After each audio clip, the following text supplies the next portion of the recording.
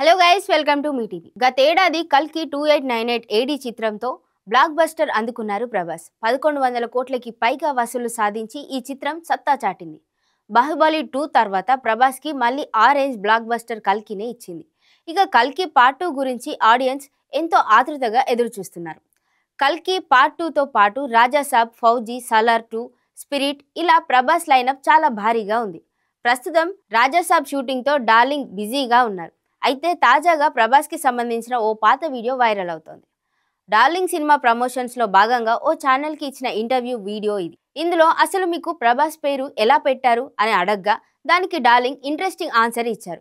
నా అమ్మ వాళ్ళ సైడ్ అంటే మదర్ సిస్టర్స్ ముగ్గురు ఉన్నారుగా, వాళ్ళ పిల్లల పేర్లు ప్రబోధ్, ప్రగతి, ప్రమోద్, ప్రకాష్, ప్రశాంతి, ప్రవీణ్, ప్రదీప్తి, ప్రకీర్తి, ప్రసీద ఇలా నాకే కన్ఫ్యూజ్ అయ్యేలా ఉంటాయి పేర్లు.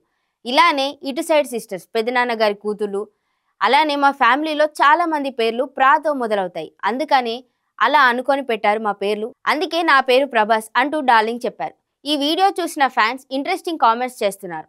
అప్పుడు ప్రభాస్ ఎలా ఉన్నాడో చూసారా?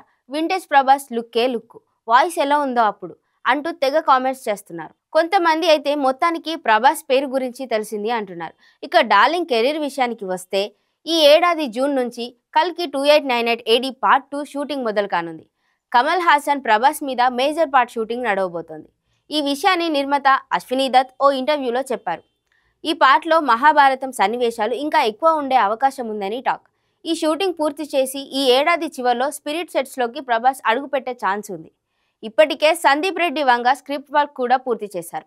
వీలైనంత త్వరగా షూటింగ్ పూర్తి చేసి వచ్చే ఏడాది సినిమాని రిలీజ్ చేసే అవకాశం ఉంది. Thanks for watching. Do watch for more updates.